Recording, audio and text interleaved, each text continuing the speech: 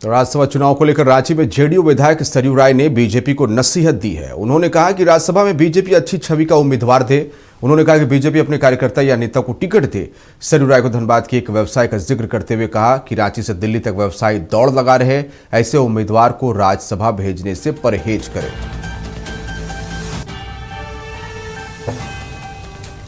तो अच्छी छवि के उम्मीदवार को बीजेपी दे, ये कहना है विधायक सरयू राय का।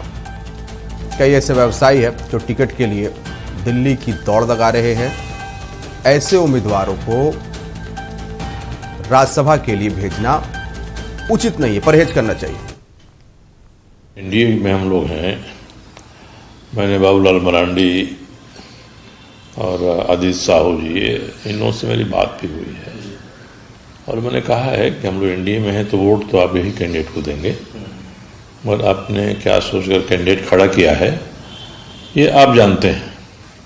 हम लोगों का आग्रह इतना ही रहेगा कि या तो अपने किसी कार्यकर्ता को, नेता को पार्टी का दीजिए टिकट, या किसी व्यवसायी को देना चाहते हैं तो अच्छी छवि हो उस व्यवसायी की और व्यवसायी भी आपका समर्थन करते रहा हो पहले से।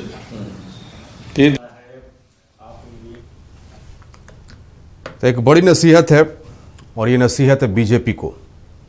नसीहत देने वाले हैं सरयू राय, जिन्होंने कहा कि राज्यसभा में बीजेपी को चाहिए कि वो एक अच्छी छवि के शख्स को,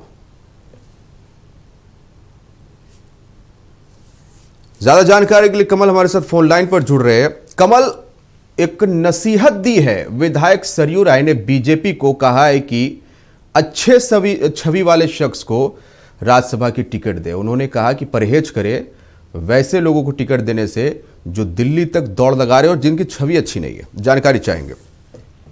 देखिए, जिस तरह से भारतीय जनता पार्टी ने ऐलान किया है कि वो राज्यसभा में उम्मीदवार देंगे, इसके बाद लगातार राजनीतिक गलियारे में चर्चा है कि आखिर जब आंकड़ा नहीं है तो बीजेपी किस तरह से उम्मीदवार देगी। और ऐसे में एनडीए के साथ है और चूंकि सरयू राय एनडीए के साथ है, उन्होंने साफ तौर पर सलाह दी है भारतीय जनता पार्टी को कि ऐसे छवि के लोगों को उम्मीदवार बनाए जो अच्छे छवि के हों। अगर व्यवसायी हों तो जो पार्टी के साथ हमेशा से रहे हैं, साथ दिया है, अच्छे छवि के हैं तो उन्हें उम्मीदवार के तौर पर उन्हें उतारें, या फिर जो कार्यकर्ता नेता हैं उन्हें उम्मीदवार के तौर पर उतारे। उन्होंने ये भी कहा कि कुछ ऐसे लोग भी हैं जो दिल्ली तक दौड़ लगा रहे हैं, रांची से दिल्ली तक, जो माफिया किस्म के लोग हैं, उन्हें सूचना मिली है, जो उन्होंने अपने बयान में कहा है।